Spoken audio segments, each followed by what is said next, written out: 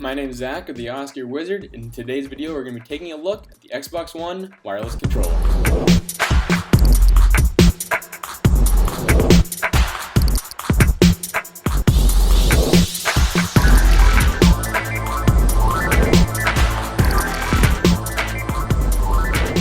So out of the 40 changes that Microsoft has boasted about to the Xbox One controller, we're going to be taking a look at about 5 or 6 of the things that I think are the most important about the new controller that I will have for you on day one. It will in fact be the day one edition, so make sure you stay tuned for that. Whenever the Xbox is released, I'll have a day one unboxing for you of the day one edition. But getting into these features, the things we're going to be taking a look at are the battery, the triggers and bumpers, thumbsticks, the new D-pad, and the button layout. Now, so let's start off with the battery. If you've used an Xbox 360 controller in the past, a wireless one that is, you'll know that the battery pack protrudes out of the back, and if you have like normal to large sized hands and you play for a couple hours at a time, your fingers kind of bump up against it. It's not the most comfortable controller to use, but I do like it more than the PS3 controller. That's just my personal preference.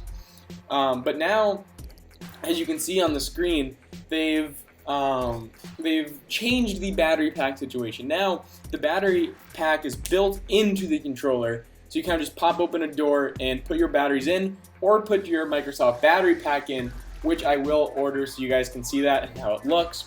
Now, for the charging situation, now, if you do get the battery pack and you don't want to use batteries and you want to charge your controller, you don't have to take out the battery and charge it separately. The charge and play kit, I should say, comes with a micro USB cord with a little LED as a charge indicator. They'll change colors when it's fully charged. They claim that it can charge in under 4 hours, which is pretty good, I'm guessing. I don't really use the charge and play kit. Right now I'm usually wired with my SCUF, or I'm just using some rechargeable batteries. I have Apple batteries, in case you're wondering.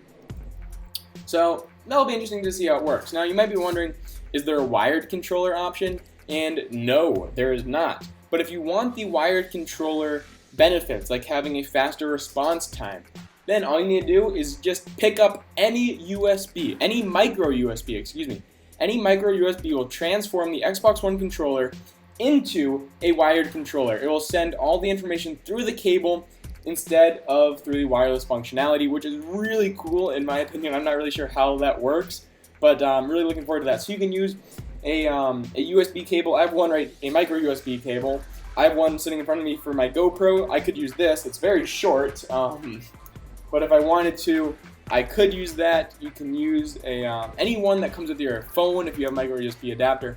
But I think that's really cool. But moving on, let's talk about the triggers and bumpers. Now, as you can see on the screen now, the bumpers have been redesigned a bit. They seem a little longer and overall bigger compared to the current 360 bumpers that we have. Right now they kind of just sit right on top of the controller. They're kind of an inch, maybe less than an inch.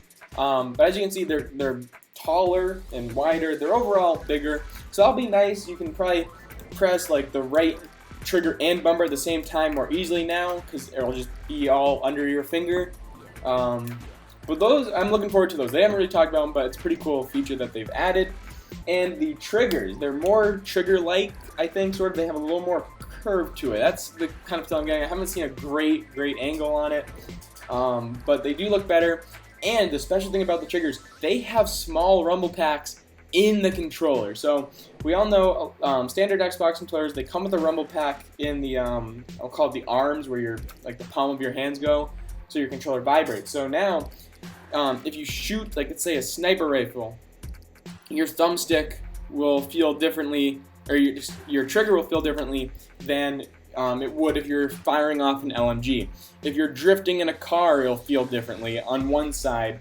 If you're drifting to the left, you'll feel vibrations on the left of your controller rather than the whole thing. So that's just another really cool feature that Microsoft and Xbox together have allowed developers to toy with. We'll see if we get any sort of haptic feedback functionality in Call of Duty Ghosts, and I'll definitely let you know as soon as I can find that out. Now, the thumbsticks, as you can see on the screen, they're a little bit of a different design. They got that kind of edge to them now, that grip edge, and it's a little. They're kind of a taller top to them, but actually they're actually smaller. Now I'm not sure how this is going to work with control freaks. I'm sure they'll simply put together a Xbox One sized control freak, because if you know me, you know I love my control freaks. It's so weird playing without them.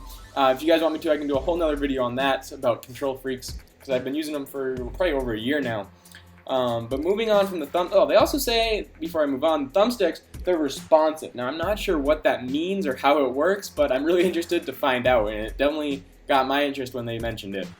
The D-pad. Now, if you use different variations of the 360 controllers, you know they have the standard D-pad, which kind of wobbles in all directions, but it's a D-pad, it's fine. You just press one of the sides and it works fine.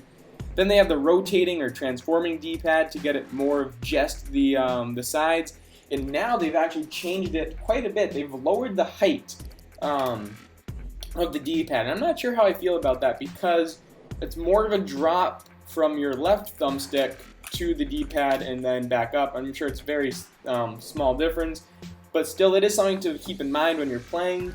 And they have eliminated like the wobble or the rotating, and now it's just it's just the cross, sort of. It's not the PlayStation where it's just the 4 buttons, but it's more of just a plain simple cross. And they said there's a little click when you get to each button. And again, it's a D-pad. I don't see how much more precise you can be. It's an old technology, so to speak. But if they make it better, that's all I'm caring about, and I'm happy about that. Now, the last thing I want to talk about before I wrap up this video are the buttons. Now, the buttons, they look differently, and it would be kind of cool if they lit up a little bit. But yeah, as you see, you have your standard A, B, X, Y. The green X is blue, Y is yellow, and red is B. That's standard on Xbox. But like, unless you have a custom controller like my Scuff, they're all blacked out. But I know which buttons are which. I'm not stupid. But the buttons, they're actually a little bit closer together, and I think they're a little bit bigger also. They also have that nice kind of 3D parallax sort of feel to them. They just look a lot cleaner. The whole button isn't one color anymore. As you can see, like I said on the pictures, everything is now, it's more vibrant against the black. Things are brighter.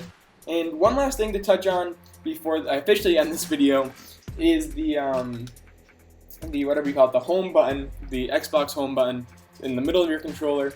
It is it's this really cool like transparent metal that the light shines through. So I guess the whole thing lights up, but not really sure because they didn't really show off the lighting of the controller. But I imagine you're still gonna have the 4 sections of the ring around it. But maybe not. We'll have to wait and find out until more information comes out. And when it does, you guys will be the first to know on my channel. Make sure you subscribe now so you don't miss that new content when it comes. Be sure to check back tomorrow if you're seeing this as soon as I upload. I know it's late right now. For the Call of Duty Ghost multiplayer reveal, I'll be covering that as in-depthly as I can, as soon as I can, so make sure to stay tuned for that. Drop a like on this video if you're excited about the next-gen consoles. And until next time, Wizard out.